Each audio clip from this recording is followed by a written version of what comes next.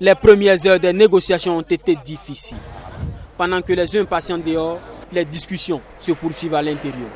Sur la table des négociations, patrons et employés se font face et le ministère en charge des mines joue le médiateur. Après 4 heures de négociations, le verdict tombe enfin. Ils ont dit qu'ils entendaient par demi-salaire les 30% de chômage technique. On a dit, ok, si c'est ça, on n'est pas partant. Donc, en conclusion, c'est quoi? La médiation a échoué. Et oui, les négociations ont échoué et il y a de quoi faire grise mine. Alors que les deux parties s'apprêtaient à signer le procès verbal de non-conciliation, les dirigeants de la mine revoient leur copie et font une ultime proposition. Celle de verser aux employés 1 mois de salaire payable en 3 tranches. Il dit bon, ce qu'il peut faire, il a appelé Londres, ce qu'il peut faire, c'est de nous donner 25% du plein salaire ce soir.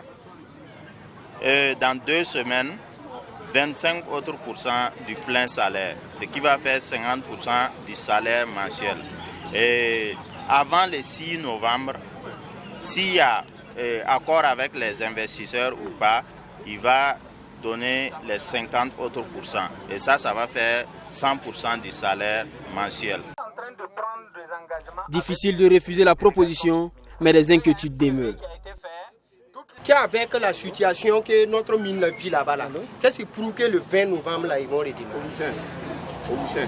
Posez des questions. Moi, je pose la question pour comprendre. Finalement, on s'accorde sur le paiement d'1 mois de salaire en 3 tranches. Et le ministère en charge des mines peut se frotter les mains après avoir réussi à faire évoluer la situation. Ce qu'il convient de retenir, c'est qu'effectivement, l'employeur et les employés ont en tout cas fument actuellement le calumet de la paix.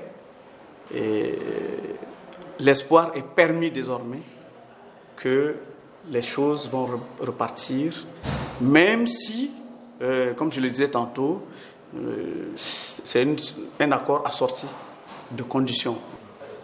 C'est peu après 18 heures que les parties en conflit signent finalement le procès verbal de conciliation. Le PDG de la mine peut enfin regagner la Grande-Bretagne, lui qui était retenu par ses employés dans les locaux de son entreprise depuis 48 heures.